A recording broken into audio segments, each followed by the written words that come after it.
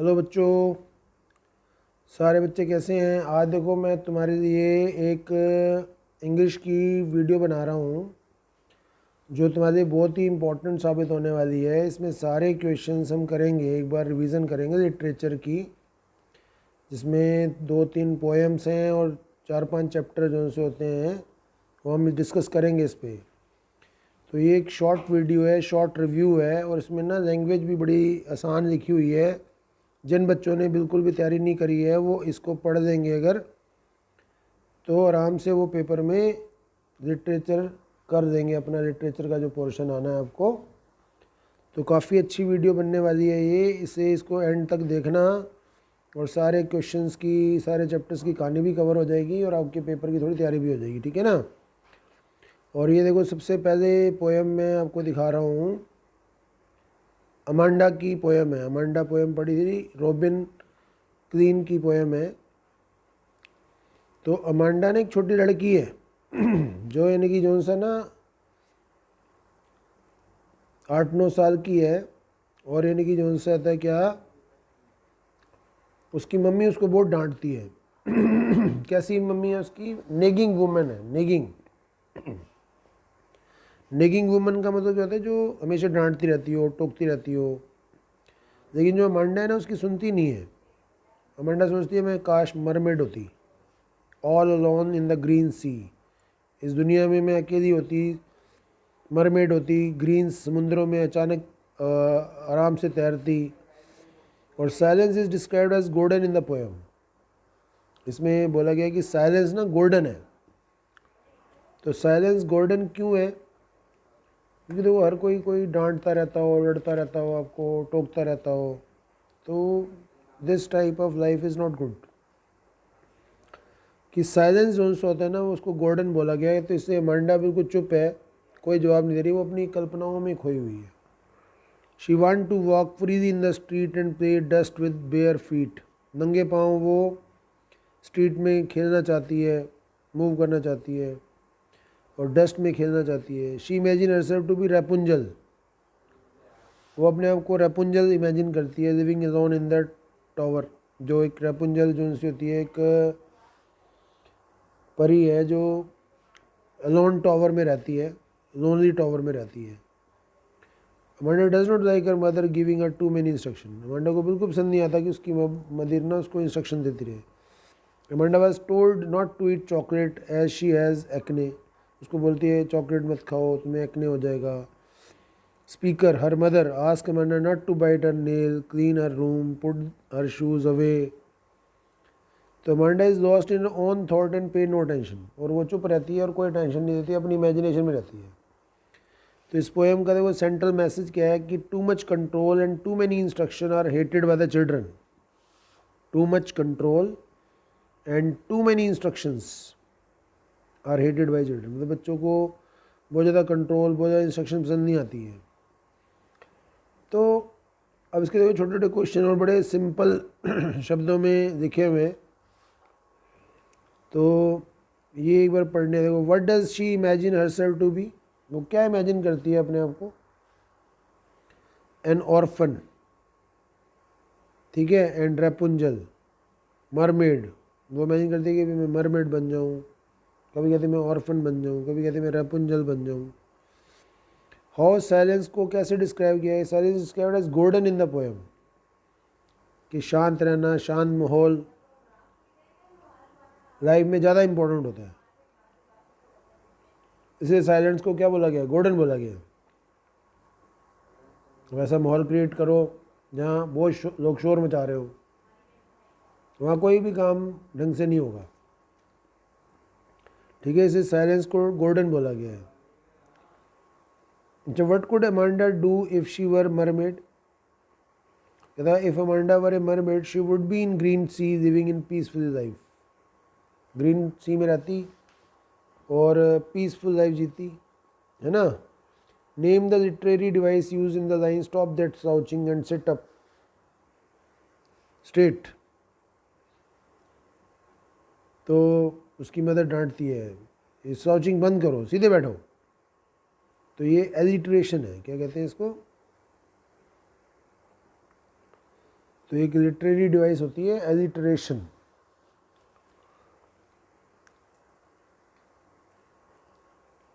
अच्छा, what does she want to do as an orphan? अगर वो ऑर्फन होती तो she want to walk freely in the street and play in dust and bare feet. अच्छा, what will Amanda's behaviour make people think? Amanda's behaviour would make people think that her mother is nagging her. Amanda का behaviour ऐसा है कि लोग सोचते हैं कि इसकी मदर उसको डांटती रहती है, लड़की ख़राब होगी कुछ। Mother is nagging. अच्छा, why does should Amanda not eat chocolate? Amanda should not eat chocolate as she has acne. Acne मतलब छोटे छोटे पिंपल्स निकल आते हैं ना, उस बीमारी को एक्ने कहते हैं। अच्छा, what does the speaker ask Amanda not to do the her nail? The speaker ask Amanda not to bite her nail. Speaker Amanda को कहते हैं कि अपने नेल मत बाइट करो। Why is Amanda not looking at the speaker? Amanda is not looking at in her own thought and pay no attention. तो Amanda तो अपने थॉट्स में खोई हुई है, lost in her own thought and pay no tension. अच्छा, why does Amanda seem moody most of the time? Amanda seems moody most of the time because she is trying to run away from her reality. अपनी reality से भागने की कोशिश करती है। And where she is nagged most of the time, और वहाँ पर उसको हमेशा डांटा जाता है, नेक किया जाता है, तो इससे वो अपनी रियलिटी से भागना चाहती है। अच्छा, what is the central theme of the poem? Central theme यही है कि भी बच्चों को ज़्यादा कंट्रोल और इंस्ट्रक्शंस पसंद नहीं आती। अच्छा देखो, अब ये नेक्स्ट पोएम है, पोएम एनिमल। वॉल्ट वाइटमैन की पोएम है। देखो, विटमैन, वॉल्ट विटमैन। अब जो पोएम है ना, फ्री वर्स में लिखी हुई है। किसमें लिखी हुई है? फ्री वर्स में, तो कोई राइमिंग स्कीम नहीं है इसकी। The poet is attracted to the calmness and satisfaction in the animal. जो लेखक है ना इसमें, उसको जानवर अच्छे लग रहे हैं क्योंकि वो बड़े शांत होते हैं, सेटिस्फाइड होते हैं। और human lie awake in the dark weeping for her sin. और जो इंसान है वो रात रात को जागता रहता है और अपने पापों के ऊपर रोता रहता है कि यार मेरे से ये पाप हो गया, गलती हो गई। They sweat and whine about their condition. अपनी कंडीशन के बारे में रोते पिटते रहते हैं, दुख करते हैं। The habit of owning thing by human has been called mania. और इंसान के अंदर ना एक मैनिया है चीज़ें इकट्ठी करने का। हर चीज़ से उसे प्यार है, हर चीज़ वो कहता है मेरे पास हो, कोई छीने ना मेरे से, मेरा घर, मेरी गाड़ी, मेरा पेन, मेरी कॉपी। इस तरह से इंसान ना, उसको मैनिया है किस चीज़ का? चीज़ें इकट्ठी करने का। Poet believe that animal got their values from humans while human have lost them. Poet कहता है कि जो एनिमल होते हैं उनको जो वैल्यूज़ मिली है ना, वो इंसानों से मिली है, लेकिन इंसानों की जो ह्यूमन वैल्यूज़ है वो ख़त्म हो गई है, इंसान ने खो दी है। Since animal do not have the desired to owning any thing therefore they are always satisfied. अब जानवरों में कोई चीज़ इकट्ठी करने का शौक नहीं है। No desire to own any thing therefore they are always satisfied. वो हमेशा सेटिस्फाइड रहते हैं। The poet finds that animals do not trouble others, they are kind and innocent, they don't weep for their sin। तो ये देखो animal की कौन सी good qualities हैं जो उसको अट्रैक्ट कर रही हैं कि वो इनोसेंट होते हैं, काइंड होते हैं। They don't weep for their since. वो दूसरों को ट्रबल नहीं करते हैं, दूसरी जातियों को तंग नहीं करते हैं। इंसान दूसरी जातियों को क्या कर रहा है? तंग कर रहा है, उनको जीने नहीं दे रहा। ठीक है ना? इंसान जो उनसे होता है क्या? दूसरी जातियों को जीने नहीं दे रहा। तो लेकिन जो उनसे होता है वो ऐसे नहीं है। ठीक है ना? अब देखो क्या क्वेश्चन है इसके, which qualities of animal attract the poet. कि कौन सी क्वालिटीज़ हैं जो पोएट को अट्रैक्ट कर रही हैं? Poet is attracted to the calmness and satisfaction of the animal. अच्छा, why do human lie awake in the dark. इंसान रात को क्यों जागते रहते हैं? Human lie awake in the dark weeping for their sins. अपने पापों पे रोता रहता है। अच्छा, what do human do about their condition? They sweat and whine about their condition. अपनी कंडीशन के लिए स्वेट एंड वाइन मतलब क्या होता है? बहुत मेहनत भी करता रहता है, परेशान रहता है, खुद भी परेशान होता है, दूसरों को भी परेशान करता है। What is the poet call a mania? Mania तो बुरी आदत, habit of owning thing by human has been called mania, कि उसको बड़ी बुरी लत है चीज़ें इकट्ठी करने की। अच्छा, why does the poet say that he negligently dropped them? The poet believe that animal got their values from human while they have lost them. तो पोएट को लगता है कि इंसान के जो गुण थे ना जानवरों ने ले लिए, जबकि इंसान के जो गुण थे ना उसने लॉस कर दिए अपने। Poet believe that animal got their values from human and human lost it. अच्छा, how are the animal not dissatisfied? Since animal do not have the desire to own anything. अब इंसानों के अंदर तो बड़ी चीज़ें इकट्ठी करने की वो है, अच्छा है, कुछ ना मिले निराश हो जाता है, लेकिन जानवरों में ऐसा नहीं है। Since animal do not have the desire to own anything, कोई भी चीज़ नहीं रखना चाहते, therefore they are never dissatisfied, कभी निराश नहीं होते, असंतुष्ट नहीं होते। अच्छा, why is the theme of the poem? What is the theme of the poem? The poet point out loss of the value in human being. Poet को ना बड़ा दुख होता है इस बात पे कि इंसान ने अपनी ह्यूमन वैल्यूज़ खो दी हैं। अच्छा, what do man do to make the poet sick? Man discussing their duty to God make the poet sick. कहता है यार कम ऑन, ये बड़ी सिक करने वाली बात है कि इंसान ईश्वर के प्रति भी अपनी ड्यूटीज़ निभाना चाहता है, नहीं, जबकि ईश्वर सबको पाल रहा है और इंसान कह रहा है मैं ईश्वर की सेवा करना चाहता हूँ। ठीक है ना? Man discussing their duty to God make the poet सिक।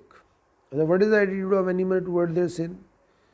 कहते हैं एनिमल्स को अपने पाप और पुण्य का पता ही नहीं। They don't know about their since, they don't weep for their since. ठीक है, तो देखो ये पोएम थी आपकी एनिमल वाली, और एक पोएम है the tale of custard the dragon. किसने लिखी है? Ogden Nash. देखो किसने लिखी है?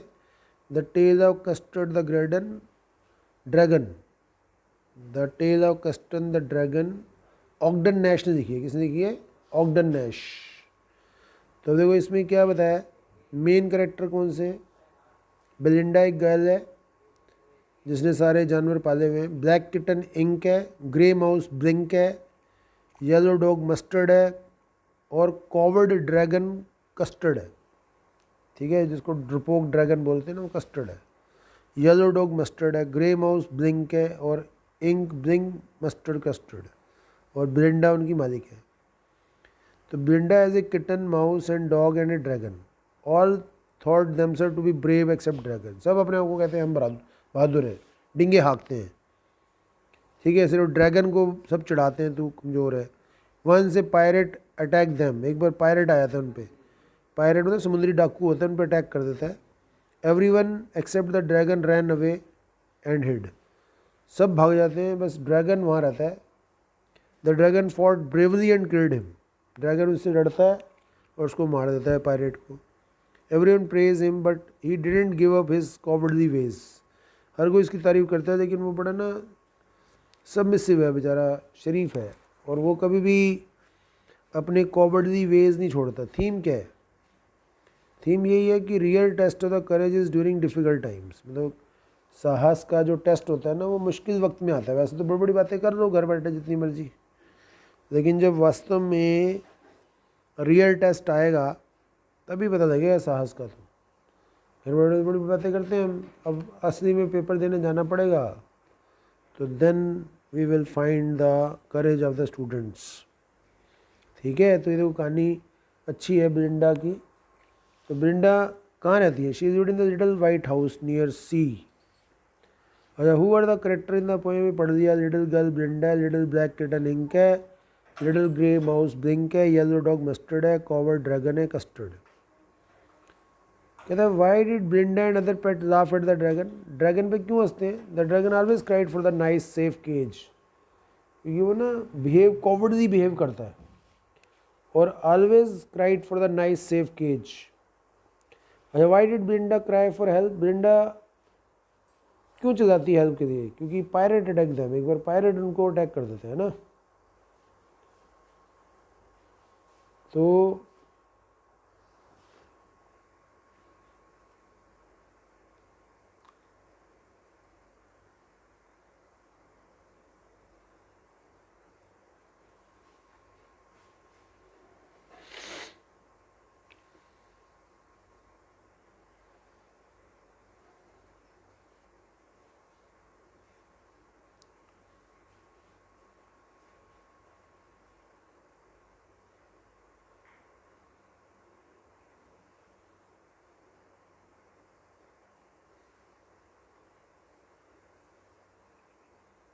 ठीक है। तो एक क्वेश्चन ये रह गया था, क्या था? अच्छा, what did the Brinda and her pet hear? Brinda and her pet hear nasty sound made by the pirate breaking in through the window. मतलब ब्रेकिंग इन मतलब तोड़ के अंदर आना, breaking in through the window, वो विंडो से तोड़ के अंदर आ गया था, तो बड़ी नेस्टी साउंड्स पैदा कर रहा था। Belinda and her pet heard a nasty sound made by the pirate breaking in through the window. How did the each Belinda pets react? Each Belinda's pet ran away and hid. सब भाग गए and छुप गए। They were scared at the sight of the pirate. Pirate को देख के सब डर गए। अच्छा, what did Custard do at last? He attacked the pirate and गोबल्ड him up. वो उसको अटैक करता है और गोबल कर देता है, मतलब निगल जाता है। थीम क्या है? डोंट जज a book by its cover. Theme यही है कि किताब को उसके कवर से जज मत करो। Real test of the courage during difficult time. ऐसे ही किसी इंसान की पहचान या किसी भी जीव की पहचान जो सी होती है वो बुरे वक्त में ही होती है। असली नॉर्मल टाइम में तो सब दोस्त नज़र आते हैं कि हाँ ये भी मेरा दोस्त है, ये भी मेरा दोस्त है, लेकिन सही मायने में साहसी कौन है, अच्छा कौन है, वो डिफ़िकल्ट टाइम में ही पता लगता है। तो ये कस्टर्ड द ड्रैगन की कहानी है। अच्छा, अभी कहानी आपने पढ़ी थी रॉबर्ट डब्ल्यू पीटरसन की, फुटप्रिंट विदाउट फीट। अब फुटप्रिंट विदाउट फीट जो सी होती है ना, रिचर्ड एब्राइट वाज ए साइंटिस्ट। तो बड़ा क्यूरियस और ब्राइट माइंड है उसका, ठीक है। तो ये मेकिंग ऑफ द साइंटिस्ट है और बुक का नाम है फुटप्रिंट विदाउट फीट का चैप्टर 6। तो रिचर्ड एब्राइट के बारे में याद कर देना कि बड़ा क्यूरियस और ब्राइट माइंड है। His mother encouraged him, she took him trips, broad telescope, microscope, cameras, mounting material लाके देती है उसको। एब्राइट करता क्या है? Collected butterflies, rock, fossils etcetera इकट्ठे करता है। और book the travel of monarch X open the world of science to him. और एक किताब पढ़ी उसने, the travel of monarch X, ठीक है। उसने उसके लिए साइंस का एक नया वर्ल्ड खोल के रख दिया। He use to tag butterflies, butterflies पर टैग लगा के रखता था वो कि कौन सी बटरफ्लाई द्वारा उड़ के वापस आती है। ही participated in many science exhibition and won several prizes. He studied gold spot on the monarch and discovered new hormone. उसने स्टडी किया कि जो मोनार्च तितली होती है ना, रानी तितली, उसके बॉडी के ऊपर गोल्ड स्पॉट होते हैं, और क्यों होते हैं वो और किस हार्मोन की वजह से होते हैं, इस चीज़ का पता लगाया था उसने। और इसी डिस्कवरी की वजह से led to his new cell theory, नई सेल थ्योरी डिस्कवर कर दी उसने। तो Ebright was a good debater. Debate करने वाले कौन होते हैं? अच्छे बहस करने वाले, जो वाद विवाद करें। पब्लिक स्पीकर अच्छा था, फोटोग्राफर अच्छा था, and all round outdoor person था वो, लोगों से बात भी करता था अच्छी। तो Ebright was competitive but not a bad sense. Competitive था लेकिन बुरे सेंस में नहीं कि हाँ भी दूसरों को हराना है, जानबूझ के नुकसान बचाना है, नहीं। कंपटीशन करो, ठीक है ना, सड़ो मत, रीस करो, वो वाली बात है, ठीक है ना। अभी कंपटीशन करता था, सड़ता नहीं था किसी से, तो बैड सेंस में नहीं था। These quality made him a scientist. इसी क्वालिटी की वजह से वो साइंटिस्ट बन गया कि वो फर्स्ट रेट माइंड था उसका, फर्स्ट रेट जो होता है ना, फर्स्ट रेट वाले, जो बड़ा फर्स्ट क्लास दिमाग होता है जिनका। क्यूरियोसिटी थी उसके अंदर, will to win for right reason, और राइट रीज़न के लिए वो क्या करना चाहता था? लड़ना चाहता था, इच्छा थी उसके अंदर। फर्स्ट रेट माइंड था, क्यूरियोसिटी थी, will to win the right reason, competitive spirit था। इसी की वजह से वो अच्छा साइंटिस्ट बना। तो क्या लेसन सीखा जब उसको कोई इनाम नहीं मिला साइंस फेयर में? तो उसे ये पता लगा यार he need to do a real experiment to win, कि उसे तो कोई नया करना पड़ेगा तभी उसको जीत मिलेगी साइंस फेयर में। और एब्राइट की मदर का तो बहुत अच्छा रोल था। एब्राइट mother encourage her interest in learning. एब्राइट की मदर ने उसको हर चीज़ सिखाई, लर्निंग को एनकरेज किया, उसे ट्रिप्स पे ले गई, घुमाया। Brought him telescope, microscope, cameras, mounting material and other equipment that help him to in many ways. How did book become turning point in Richard Ebright's life? Richard Ebright की life में कौन सी book थी? The travel of the monarch X जो book थी ना, उसने एब्राइट के अंदर एक बड़ी सारी क्यूरियोसिटी जगा दी और open a whole new world in the science for him. तो what is the purpose of 12 tiny gold sport on the monarch pupa? The 12 tiny sport produce a hormone which was needed for the growth of the butterfly. तो ये 12 tiny sport ना एक hormone की वजह से थे, वो हार्मोन प्रोड्यूस करते हैं और जो बटरफ्लाई के ग्रोथ के लिए क्या होती है, ज़रूरी होती हैं। ठीक है, तो इस तरह देखो ये हमने पढ़ दिया एनिमल वाला, ये पढ़ रहे थे हम, है ना। अब 7वां चैप्टर क्या है? द नेकलेस, गाय डी मोपेसेंट का राइटर है।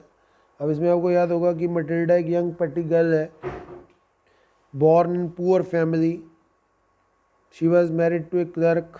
मटिल्डा, तो मटिल्डा एक बड़ी सुंदर लड़की थी, वो गरीब परिवार में पैदा हुई, उसकी शादी भी क्लर्क से ही हो गई, लेकिन उसके सपने बहुत बड़े बड़े थे। She dreamed of having riches, वो चाहती थी उसके बाद बड़े बड़े ड्रेसेस हों, महंगी महंगी ड्रेसेस हों, वो अच्छे अच्छे बर्तनों में खाना खाए, अच्छी लिविंग स्टाइल जिए, अच्छे घरों में रहे। But she was poor, so she was always unhappy, हमेशा अनहैप्पी रहती थी। Her husband got a invitation to a big party, तो एक बार क्या होता है, उसके हस्बैंड को एक बड़ी पार्टी से इन्विटेशन मिलता है, but she refuse as didn't have dress और ज्वेल्स। वो मना कर देती है, कहती मैं नहीं जाना वहाँ पर, कोई ना मेरे पर ड्रेस है ना ज्वेल्स हैं। Husband gave is saving for the dress, husband ने अपने जितने पैसे बचाए थे, कहते चलो मैं तेरे को महंगी ड्रेस दे देता हूँ। तो मटिल्डा ने अपने एक रिच फ्रेंड मैडम फॉरेस्टियर से एक डायमंड नेकलेस दे दिया।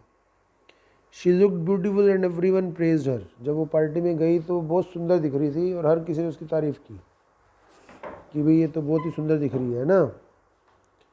अच्छा, unfortunately she lost the necklace, they took a loan to replace the lost necklace for 36,000 francs. और वो नेकलेस इतना महंगा था कि उनको 36,000 फ्रैंक का लोन लेना पड़ गया उस नेकलेस को नया खरीद के देने के लिए। It took them 10 years to repay the loan with interest, 10 साल लगे उनको ये वापस करने में पैसे। They had to live a hard life, all her beauty had gone, अब उसकी सारी सुंदरता चली गई। One day she met her old friend madam Forestier told her truth about the necklace. एक दिन ओल्ड फ्रेंड उसकी मैडम फॉरेस्टियर उसको दोबारा मिलती है तो उसको ट्रूथ बताती है नेकलेस के बारे में। हर फ्रेंड वाज शॉक्ड, उसकी फ्रेंड शॉक्ड हो जाती है, ठीक है ना। She told Matilda that her necklace was false necklace, उसकी फ्रेंड बताती है तो बेटा नकली था necklace, it was not worth more than 500 francs, तो 500 फ्रैंक का भी नहीं था। तो देखो ये कहानी बताती है कि हमें ज़्यादा शोर शराबाजी में नहीं रहना चाहिए और जो हो उसमें हमें सेटिस्फाइड रहना चाहिए। तो why was Matilda unhappy with her life? तो Matilda was pretty girl born in poor family, she was married to a poor clerk, she dreamed of heavy riches, उसको उसकी इच्छाएं थी कि वो बड़े बड़े रिचेज में रहे, but was poor so she was always unhappy and depressed, इससे वो अनहैप्पी रहती थी, डिप्रेस्ड रहती थी। अच्छा, why did Matilda threw the invitation spitefully? तो मटिल्डा ने इन्विटेशन क्यों फेंक के मारा? She threw the invitation spitefully as she didn't have a suitable dress and jewels for the grand occasion. इतनी बड़ी पार्टी में जाने के लिए ना तो उसके पास suitable dress थी ना ही grand occasion था। How does the necklace change the course of the Loisel's life? उसके हस्बैंड का नाम लॉयसल था ना, तो नेकलेस ने पूरी इन लॉयसल की ज़िंदगियों को क्या कर दिया, चेंज कर दिया। Necklace completely changed the course of Loisel's life. They had took a loan and had to live in a hard life to repay it. उन्हें लोन लेना पड़ गया, नेकलेस घूम गया। मिस्टर लॉयसल कैसा हस्बैंड था? Mr Loisel was a caring and sportive husband. He gave his wife 400 francs to buy new dress. He had saved the money to buy gun for himself, उसने ये पैसे बचाए थे अपने लिए गन खरीदना था। ठीक है ना, लेकिन गन की जगह उसने ये पैसे अपनी वाइफ की ड्रेस पे खर्च कर दिए। अब why was Matilda sad after the ball party होती है जिसमें डांस पार्टी कहते हैं, उसको बॉल बोलते हैं। तो Matilda was sad after the ball because she had lost the diamond necklace, वहाँ डायमंड नेकलेस खो गया था। अच्छा, what was the cause of Matilda's doom, how could she have avoided it. Matilda's greed and desire to became the cause of her ruin, मतलब Matilda's greed and desire to become rich was the main cause of the ruin. If she was happy with what she had, अगर वो खुश होती जो उसके पास था, तो she could have avoided it. What did Zoyser do to pay the necklace? Mr. Zoyser had to pay 36,000 francs for the new necklace to replace the lost necklace. Mr. Zoyser used 18,000 francs left by his father. उसके father ने 18,000 francs छोड़े थे वसीयत में, वो भी खर्च हो गए। They took a loan for the rest. They had a hard life to repay it. उनको बड़ी हार्ड लाइफ पे करनी पड़ी ये रीपे करने के लिए। तो सेंट्रल आइडिया इस चैप्टर का यही है कि we should live a simple life, ठीक है ना, and we should not believe in the show offs, ठीक है, and we should be should have happy attitude about the life, and we should be satisfied with what we had. तो देखो ये hack driver का chapter था, Sinclair Lewis का chapter है।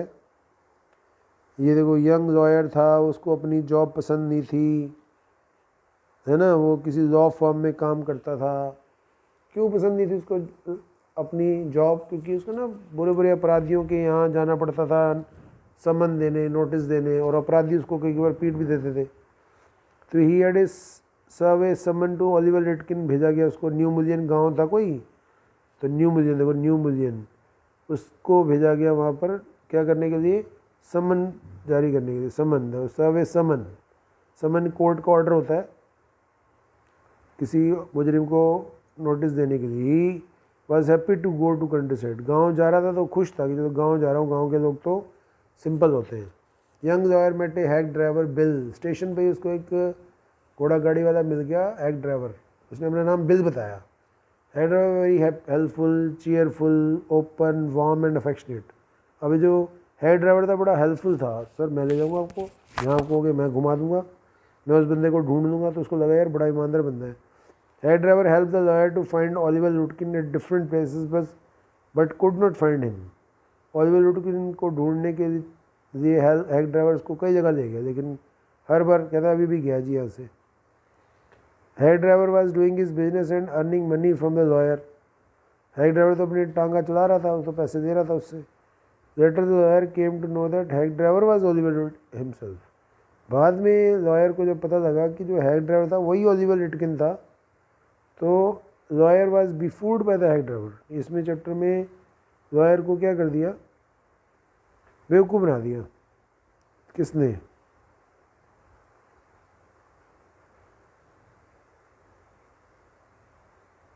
ठीक है,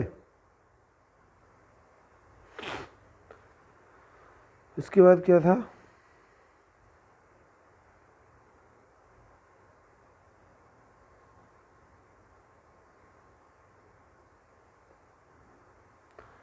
ये देखो। तो क्वेश्चन है कि why is lawyer send to New million.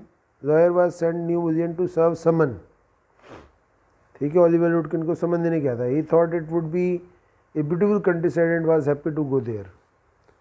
और लुटकिन कौन था? Lutkin is middle age man from New Mullion, he was the prime witness in the case. अच्छा, who befriend the lawyer, किसने दोस्ती कर दी लॉयर के साथ? Hack driver.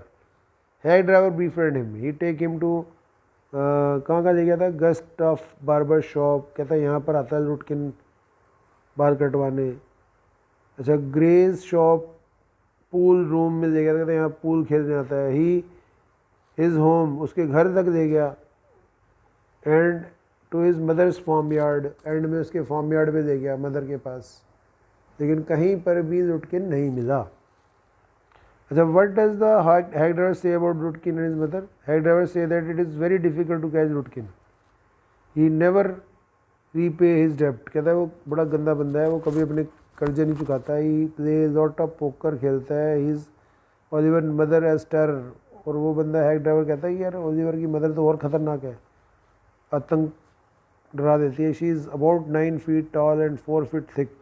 कहता 9 फुट की औरत है, 4 फीट चौड़ी है, ठीक है ना. क्विक, इतनी तेज़ है, फुर्ती इतनी जो बिल्ली में भी ना हो. Quick as cat. अच्छा, why does the lawyer send back to New Mullion? New Mullion वापस भेजा गया उसको, लॉयर को, कि वापस जाओ. The lawyer was send back to New Mullion because he could not find Lutkin in first visit. First visit में उसको लुटकिन मिला नहीं था, उसको दोबारा भेजा, जा दोबारा जा. He was send back with the man who had worked with Lutkin and knew him very well. अच्छा, why could not them find Lutkin? They could not find Lutkin because the hack driver was Oliver Lutkin himself. क्योंकि hack driver ही Lutkin था, उसको बेवकूफ़ बना रहा था वो, इसलिए लुटकिन मिला ही नहीं. अच्छा देखो, न्यू लॉयर के बारे में बिल जो था हैक ड्राइवर, उसने क्या ओपिनियन बनाया, क्या इम्प्रेशन बनाया? Lawyer found the hack driver to be very helpful, cheerful, open, warm and affectionate. Lawyer ने सोचा यार हैक ड्राइवर तो बड़ा अच्छा है, चार्मिंग है, चीयरफुल है, हेल्पफुल है, ओपन माइंडेड है, वार्म है, अफेक्शनेट है. तो ही described the village and the people in detail and arrange food for him. उन्होंने गांव के लोगों के बारे में बताया, उसके लिए खाना अरेंज किया, तो बड़ा अच्छा था. लेकिन वो उसको बेवकूफ़ बना रहा था सारा दिन. अच्छा देखो, के अब्बास का चैप्टर है भोली, नेक्स्ट चैप्टर. तो भोली ना 4th डॉटर है लंबरदार रामलाल की. उसका नाम बचपन में सुलेखा था. और when she was 10 months old she had fallen off the cot on her head. सिर के बल गिर गई थी. It damage some part of the brain, so she remain a backward child. तो कुछ पार्ट ब्रेन का डैमेज हो गया, बैकवर्ड रह गई, ठीक है ना. और came to be known as Bholi कहने लग गए. When she was 2 years old she had attack of smallpox भी हो गया. Her entire body was permanently disfigured by deep black pock mark. उसकी पूरी बॉडी पर डीप ब्लैक पॉक मार्क आ गए. She could not speak till she was 5 and when she learn to speak she stammered badly. तो वो ये नहीं, देखो जब 5 साल की थी तब तक उसने बोलना नहीं सीखा था, और जब बोलना सीखा तो स्टैमर मतलब हकलाने लग गई, badly. Ramlal had 7 children, 3 sons and 4 daughters. All were healthy and good looking. लेकिन भोली जो थी ना सबसे यंगेस्ट, उसकी चिंता थी रामलाल को. तो Ramlal was worried about Bholi. He thought that it was difficult to find a bridegroom for her. उसके लिए शादी के लिए दूल्हा ढूंढना मुश्किल था, क्योंकि ना तो वो गुड लुकिंग है nor intelligent. Primary school for the girl was open in the village and Ramlal was asked to send his daughter to school to set an example. गांव में लड़कियों के लिए प्राइमरी स्कूल खुला, तो वहाँ का जो रेवेन्यू ऑफिसर था उसने रामलाल को बोला कि आप तो जी गांव के नंबरदार हो, आप अपनी बेटी को पहले भेजो और set an example for the villager. गांव वालों के लिए एक उदाहरण बनो, ठीक है. अब कोई भी सिस्टर स्कूल नहीं गई थी. None of the sister her sent to the school as there was little chance of getting her married. For first time she was dress properly, her hair was combed. Bholi began to believe that she was taken to better place. उसको नहलाया गया, अच्छे कपड़े पहनाए गए, उसके बालों में कंघी करी गई. अब भोली को पहली बार लगने लग गया कि उसको अच्छी जगह ले जा रहे हैं. द लेडी टीचर, जब वो स्कूल पहुंची तो लेडी टीचर ने उसका नाम पूछा, उसको एनकरेज किया. द टीचर गेव भोली a book and said that she will be gate bigger books. तो टीचर ने उसको बुक दी, कहते इससे भी बड़ी बड़ी बुक पढ़ेगी बेटा तू. She could become more learn, तो बहुत समझदार बन जाएगी than anyone else in the village. Such word fed Bholi heart with new hope. इस सारे शब्दों ने टीचर के ना उसके मन में एक नई आशा पैदा कर दी. Bholi's parent decided to marry her to a middle age man, Bishambar Nath. Bishambar साहब भोलीज फेस जब शादी करने आया तो उसने wedding thing at the time of wedding she said that he would marry only if he was given 5,000 rupees. Bholi refuse to marry such a greedy man. Bholi's father told her that nobody else would marry her. तो भोली के father ने उसको बोला बेटा तेरे से अब कोई शादी नहीं करेगा, तूने शादी का मना कर दिया। एट दिस भोली said that she would look after her parent in her old age. तो कहा कि मैं अपने पेरेंट्स की देखभाल करूँगा and would the same teach the same school, और सेम स्कूल में पढ़ाएगी भी वो, ठीक है ना। तो ये कहानी थी भोली की। तो भोली एक सिंपलटन चाइल्ड थी, क्यों थी? देखो सुलेखा को भोली को कहते थे। 10 मंथ की थी ना जब she fell down from the cot से चारपाई से गिरी थी and some part of the brain got damage. As a result the she remain backward child. School क्यों नहीं जाना चाहती थी? Why was Bholi reluctant to go school? Bholi did not go to school, did not know what the school was like. उसे पता ही नहीं था स्कूल होता क्या है। She remembered how there old cow Lakshmi had been turned out the house and sold. Lakshmi का याद आ गया, उस पुरानी गाय थी उसको बेच दिया था नला धुला के, तो आज इसको भी नला रहे थे, इसको लगा मेरे को भी बेचने जा रहे हैं। Therefore she was frightened was reluctant to go to school. इसलिए वो स्कूल नहीं जाना चाहती है, पता नहीं कहाँ जा रहे हैं मेरे को लेके। अच्छा, why was Bholi's father worried about her? देखो भोली was not like other children, she was neither beautiful nor intelligent. इससे रामलाल को चिंता होती थी। बच्चे भोली का मजाक क्यों उड़ाते थे? Bholi was little backward and simpleton, she stammered a lot, खूब हगलाती थी। As a the children made fun of her and mimicked her. उसकी आवाज़ निकालते थे, उसकी क्या करते थे, नकल उतारते थे ना। तो मैरिज प्रपोजल क्यों एक्सेप्ट कर लिया था विशंबर का?